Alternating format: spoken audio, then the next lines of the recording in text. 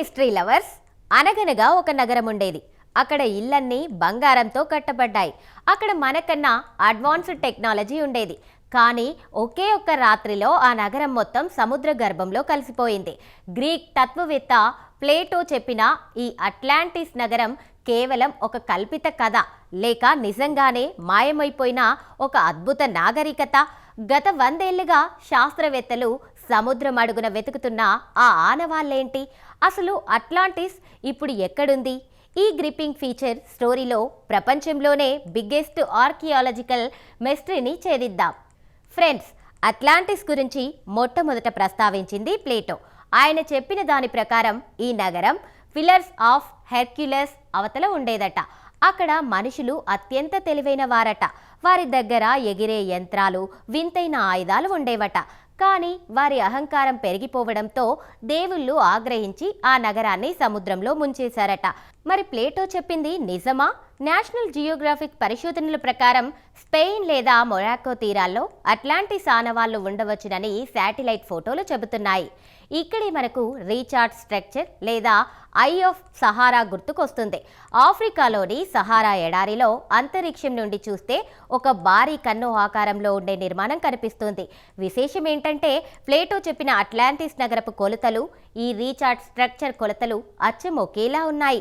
ఒకప్పుడు ఇక్కడ సముద్రం ఉండేదని, ఒక భారీ సునామీ వల్ల ఈ నగరం ఎడారిగా మారిపోయిందని కొందరు విశ్లేషకులు నమ్ముతారు. ఇక్కడే అట్లాంటిస్ రాజులు నివసిస్తున్నారా? దీని మీద ఇప్పటికీ డ్రోన్ సర్వేలు జరుగుతూనే ఉన్నాయి. మరి అట్లాంటిస్ వాసులు ఏమయ్యారు?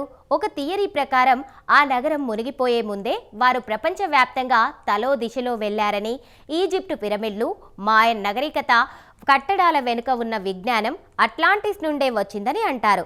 అందుకే ఈ భిన్నమైన దేశాల్లోని కట్టడాల మధ్య అంత పోలికుంటోంది.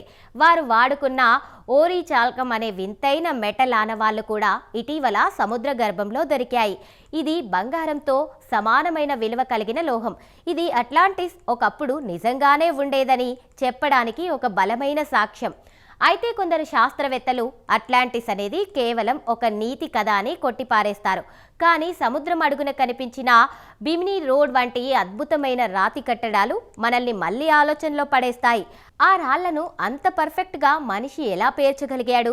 అట్లాంటిస్ ఇప్పుడు మంచు ఖండమైన అంటార్కిటికా అడుగున ఉందా, లేక అట్లాంటిక్ సముద్రపు అగాధంలో ఇంకా ఎవరికి చిక్కకుండా దాగి ఉందా?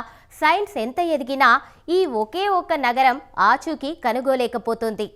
చూశారు కదా, అట్లాంటిస్ అనేది మనిషి ఊహకు అందని ఒక అద్భుతం. మరి మీరేమనుకుంటున్నారు? అట్లాంటిస్ నిజంగా ఉందా, లేక అది కేవలం ఒక కథ? ఒకవేళ అది నిజమైతే ఆ టెక్నాలజీ మనకి దొరికితే ప్రపంచం ఎలా మారుతోంది? కామెంట్స్లో చెప్పండి. వీడియో నచ్చితే లైక్ చేయండి, మీ ఫ్రెండ్స్కి షేర్ చేయండి. ఇలాంటి వైరల్ అండ్ మిస్టరీ ఫ్యాక్ట్స్ కోసం ఇప్పుడే సబ్స్క్రైబ్ చేసుకోండి.